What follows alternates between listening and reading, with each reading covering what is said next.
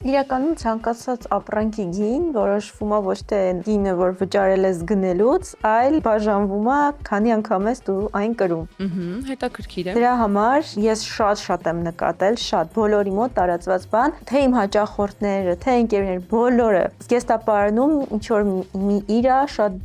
թանկարժեք, բրենդային եւ շատ ակցենտային, որը համադրելու համար ամենակիչը պետքա ունենաս կրթություն։ Մարդիկ նախընտրում ինչ որ ակցենտային, sense շատ վառ եւ չկրկնվող, հայերը սիրում են այդ բառը, յուրահատուկ չկրկնվող իրին, տան օրինակ $3000 եւ դա կրեն մի անգամ ինչ որ հարսանիքի կամ ինչ որ նույնիսկ չկրեն, քան մտածում են, որ արժի այդ գումարը տալ օրինակ, չգիտեմ, ձմեռային ինչ որ բազային երկարաճիտ կոշիկների կամ վերարկուների, ես միշտ բացատրում եմ, որ հակառակը բազային իրերն են, որ պետքա դրանց վրա շատ գումար ծախսել։